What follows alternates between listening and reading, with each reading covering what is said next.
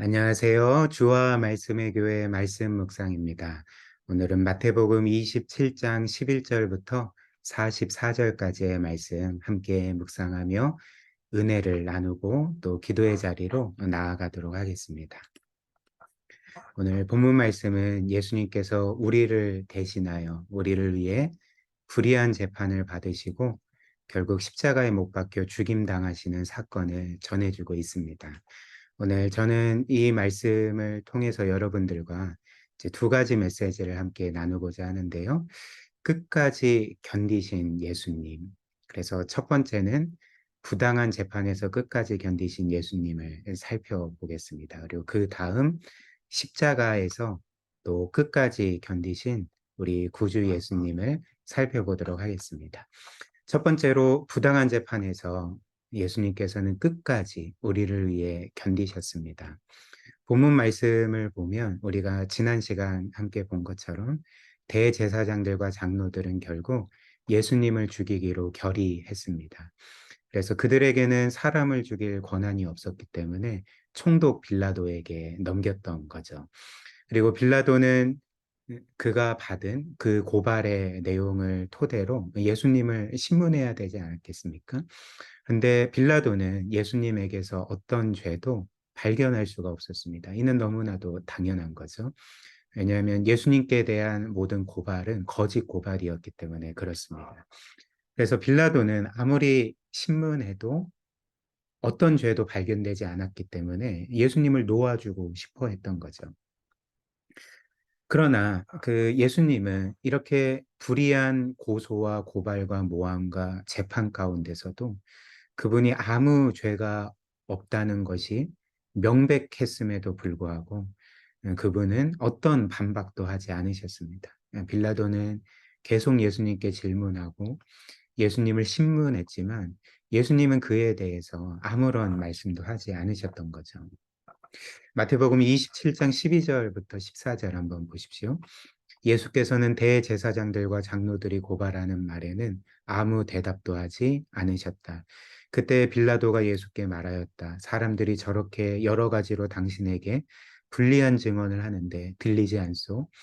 예수께서 한마디도 단 한 가지 고발에도 대답하지 않으시니 총독은 매우 이상히 여겼다. 빌라도가 굉장히 이상하게 여겼던 거죠. 이 사람에게 어떤 죄도 없는데, 죽을 만한 죄가 없는데, 이 모든 거짓 고소와 재판에서 왜 자신을 변호하지 않을까? 그러니까 굉장히 이상하게 여겼던 것입니다. 그런데 이는 구약에 기록된 그리스도에 대한 예언의 성취였습니다. 그리스도께서 그 예언을 성취하시기 위해서 아무 말씀도 하지 않으셨던 거죠. 이사야 53장 6절 7절인데요. 이사야 53장은 우리가 알다시피 고난장이라 불리는 예수님께서 십자가에 못 박혀 죽으시기 수백 년 전에 이미 그분의 죽음과 그 죽음으로 인한 우리의 구원을 예언하지 않았습니까? 근데 이 예언이 이렇게 말하는 거죠. 우리는 다 양 같아서 그릇 행하여 각기 제 길로 갔거늘 여호와께서는 우리 모두의 죄악을 그에게 예수 그리스도에게 담당시키셨도다. 그가 곤욕을 당하여 괴로울 때에도 그의 입을 열지 아니하였으며 마치 도수장으로 끌려가는 어린 양과 털 깎는 자 앞에서 잠잠한 양같이 그의 입을 열지 아니하였도다. 수백 년 전에 이사야 선지자가 그리스도의 그 고난과 죽으심을 미리 보면서 그 어떻게 말합니까? 어떻게 예언을 전합니까? 여호와께서 우리 모두의 죄악을 그리스도에게 담당시키셨고, 그래서 그리스도께서는 원래 그 어떤 죄도 없으셨지만 우리 대신 죄인 취급받고 불의한 재판을 받으실 때에 그의 입을 열지 않으셨다. 아무 말씀도 하지 않으셨다. 자신을 변호하지 않고 그리고 반박하지 않으셨다라고 그렇게 예언을 했던 거죠. 이 예언의 성취가 일어났던 것입니다. 그렇다면 예수님은 왜 이런 부당한 모함과 재판에 아무 말씀도 하지 않으셨을까요? 마치 모든 혐의를 인정하는 죄인처럼 자신의 무죄함에 대해서 어떤 변호도 하지 않으셨는데 왜 그럴까요? 제가 방금 말씀드린 것처럼 이사야 53장이 우리에게 알려주는 것처럼 예수님께서는 원래 하나님이셨고 어떤 죄도 없으신 완벽하게 무한히 거룩하신 분이셨지만 우리를 구원하시기 위해서 우리 대신 죄인의 자리에 서셨기 때문에 그렇습니다. 우리 대신 정죄받으셨기 때문에 그런 거죠. 여호와께서 우리 모두의 죄악을 그에게 담당시키셨도다. 그래서 그에게는 죄가 없으셨지만 우리 대신 죄를 담당하시고 우리 대신 죄인 취급을 받으셨기 때문에 예수님께서는 이 불의한 재판에서 잠잠히 계셨던 거죠. 마치 고발된 모든 내용이 그분이 행한 죄인 것처럼 우리가 지은 모든 죄악이 그분이 마치 지은 죄인 것처럼 그 재판장에서 아무 말씀도 하지 않으셨던 것입니다. 그리고 예수님께서 이렇게 우리 대신 죄인 취급을 받으신 것은 그 십자가에 못 박히실 때 당시 가장 큰 죄인 두 명과 함께 십자가에 못 박힌 것에서도 볼 수가 있는 거죠. 예수님께서 두 강도와 함께, 즉 그 강도들처럼 죄인으로 취급받으며 십자가에 못 박히신 것은 이 또한 구약의 성취였습니다. 똑같은 이사야 53장 12절 말씀에 우리에게 이렇게 알려주고 있는 거죠. 이는 그가, 즉 예수 그리스도가 자기 영혼을 버려 사망에 이르게 하며 범죄자 중 하나로 헤아림을 받았음이니라. 그러나 그가 많은 사람의 죄를 담당하며 범죄자를 위하여 기도하였느니라. 여기에서도 주님은 그분이 범죄자 중 하나로 헤아림을 받았다. 당시 가장 악랄하고 악한 죄인 취급을 받으셨다. 이제 이렇게 말하지 않습니까? 그 이유가 무엇일까요? 그분에게 죄가 있기 때문이 아니라 그분은 무죄한 분이었지만 순결하고 거룩한 분이었지만 여호와께서 그에게 우리 모두의 죄악을 담당시키셨기 때문에 예수께서 죄인인 우리 대신 우리가 마땅히 있어야 될 자리에 서셨기 때문에 예수님은 이렇게 죄인 취급을 받으셨던 것입니다. 그러나 이렇게 범죄자 중 하나로 헤아림을 받으심으로써 우리 대신 죽으심으로 뭐라고 말합니까? 그가 많은 사람의 죄를 담당했고 범죄자를 위해 기도했고 우리 모두를 이제 구원하셨다 말씀을 하는 거죠. 사랑하는 여러분, 이 세상에서 우리가 겪을 수 있는 가장 고통스럽고 억울한 일은 무엇일까요? 그것은 이런 것이 아니겠습니까? 나는 잘못한 것이 아무것도 없고 또 그런 죄를 지은 적이 없는데 모든 이들에게 죄인 취급을 받을 때, 모든 이들에게 부당하게 정죄를 받을 때, 참 그 일이 이 세상에서 가장 억울하고 고통스러울 것입니다. 그런데 오늘 말씀이 우리에게 전해주는 것처럼 예수님은 단지 죄인 취급을 받으신 정도가 아니라 온갖 조롱과 욕설과 폭력을 당하셨던 거죠. 만약 사람들이 우리를 이렇게 가장 크고 악랄한 죄인으로 여겨서 폭력적으로 대할 때 우리는 그 모든 일을 견딜 수가 있겠습니까? 아마 정말 말로 표현할 수 없을 정도로 고통스러울 것입니다. 육신만 고통스러운 게 아니라 정신적으로 영적으로 너무나도 고통을 겪게 될 것입니다. 그러나 예수님은 우리를 위해 이 모든 일, 즉 부당한 재판, 죄인으로 취급받고 조롱받고 또 폭력을 당하고 십자가에 못 박혀 죽임 당하신 이 모든 수치와 모욕과 정죄를 끝까지 견디셨던 거죠. 우리를 위해서요. 그다음 두 번째로 예수님은 단지 불의한 재판만 견디신 것이 아니라 십자가에 못 박혀 죽으시는 그 순간까지 우리를 위해 끝까지 견디셨습니다. 사실 예수님께서 십자가에 못 박혀 고통당하고 계실 때에도 사람들은 여전히 예수님을 향해 욕설을 퍼붓고 그분을 조롱하고 저주했습니다. 마태복음 27장 39절부터 42절 한번 보실까요? 지나가는 자들은 자기 머리를 흔들며 예수를 모욕하고 이르되 성전을 헐고 사흘에 짓는 자여 너가 만일 하나님의 아들이거든 자기를 구원하고 십자가에서 내려오라 하며 그와 같이 대제사장들도 서기관들과 장로들과 함께 희롱하여 이르되 그가 남은 구원하였을 때 자기는 구원할 수 없도다. 그가 이스라엘의 왕이로다. 지금 십자가에서 내려올지어다. 그리하면 우리가 믿겠노라.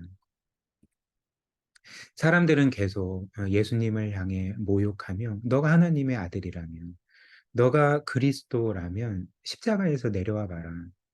그렇다면 내가 너를 믿겠다. 우리가 너를 믿겠다라고 계속 조롱했습니다. 그리고 이런 말도 했죠. 42절처럼 그가 남은 구원하였을 때 예수께서 생전에 수많은 사람들을 구원하시지 않았습니까? 그런데 자기 자신은 구원할 수 없도다. 이렇게 조롱했던 거죠. 그래서 계속 예수님을 향해 십자가에서 내려와 봐라. 십자가에서 내려와 봐라. 그리하면 우리가 믿겠노라. 이렇게 조롱했습니다. 그러나 예수님은 십자가에서 내려오시지 않으셨던 거죠. 왜 그럴까요? 그분에게 그럴 능력이 없었기 때문에 그렇습니까? 그렇지 않습니다. 예수님께서는 충분히 십자가에서 내려오실 능력이 있으셨고 또 원하시면 그들을 단 한 번에 없애실 수 있었습니다. 예수님은 이런 말씀을 하셨는데요. 악한 자들에게 사로잡히기 직전에 베드로에게 이렇게 말씀하셨습니다. 마태복음 26장 53절 너는 내가 내 아버지께 구하여 지금 12군단 더 되는 천사를 보내시게 할 수 없는 줄로 아느냐. 무슨 말일까요? 내가 지금 뜻하기만 하면 수만 명, 수십만 명의 천사가 나를 지키고 또 보호하기 위해서 올 거다. 나에게는 그런 능력이 있다. 그러나 나는 그 일을 하지 않는다. 이렇게 말씀을 하셨던 거죠. 음, 그러나 오늘 본문 말씀이 우리에게 전해주는 것처럼 예수님은 능히 그 십자가에서 내려오실 수 있었지만 그리고 자신을 조롱하고 고통스럽게 만드는 사람들을 없애실 수 있었지만 그렇게 하지 않으셨습니다. 오히려 끝까지 사람들의 조롱과 십자가의 고통과 죽음을 견디셨던 거죠.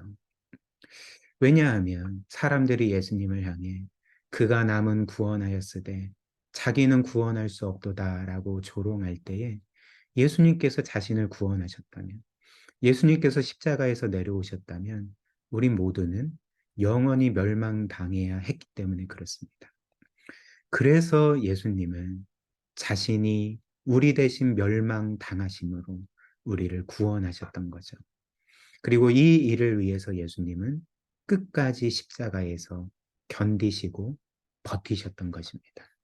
이것이 바로 죄인들인 우리를 향한 주님의 마음이라는 거죠. 우리 마지막으로 이 말씀을 우리의 삶에 한번 적용하고 말씀을 마무리했으면 좋겠습니다.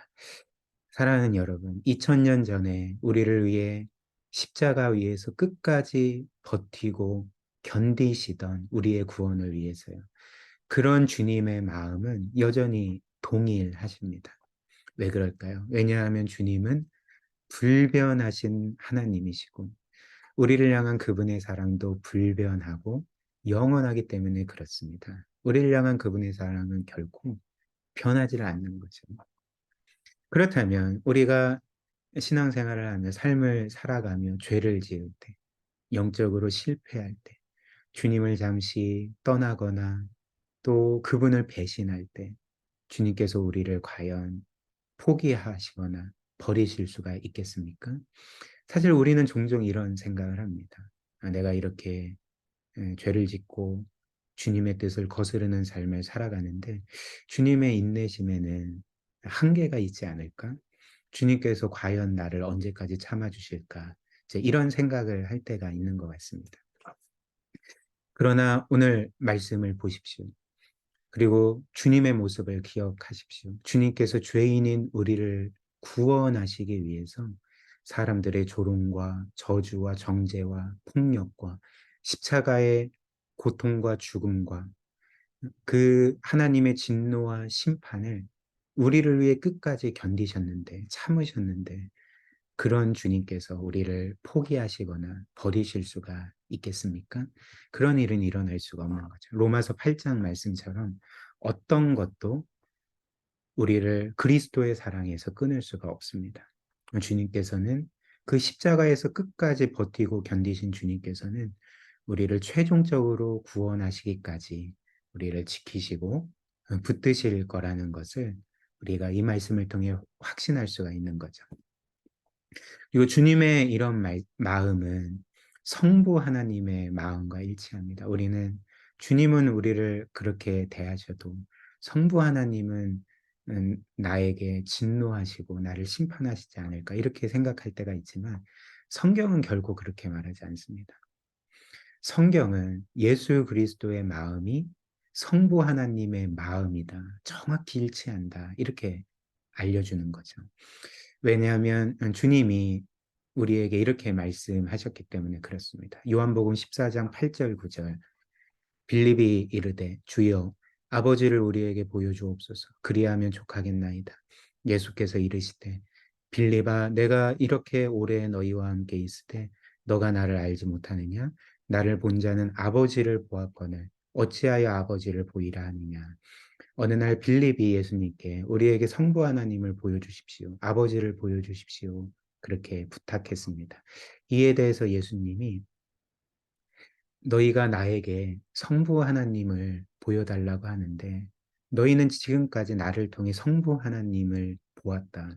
그분이 어떤 분인지, 어떤 성품과 우리를 향해 어떤 마음을 갖고 계시고 우리를 위해 어떤 일을 행하시는지를 보고 있었다. 왜냐하면 바로 나를 본 자가 성부 하나님을 본 자고 그래서 너희는 나에게 아버지를 보여달라 이렇게 말할 수가 없다.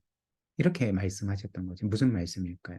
그러니까 요한복음 10장 30절에 주님은 이렇게 말씀하셨는데 나와 아버지는 하나이니라 하신대. 즉 성부와 성자 예수 그리스도께서 삼위일체 하나님으로서 한 분이시기 때문에 예수 그리스도를 본 자는 성부 하나님을 본 것과 똑같다는 거죠. 그리스도께서 우리를 사랑하시고 우리를 위해 헌신하시고 우리를 위해 자신의 목숨까지 내어주신 그 마음과 사랑이 원래 성부 하나님의 것이었다는 것입니다. 이처럼 우리는 우리를 향한 그리스도의 사랑 안에서 우리를 향한 성부 하나님의 사랑을 봅니다. 우리를 결코 포기하지 않으시고 끝까지 구원하시고 마지막 날에 영화롭게 하실 그 하나님의 열심을 선한 열심을 보게 된다는 거죠. 이를 굳게 믿고 확신할 때 우리 또한 하나님을 위해 그리스도를 위해서 그분의 뜻에 순종하여 거룩한 삶을 살아가는 이 일에서 견딜 수 있지 않겠습니까?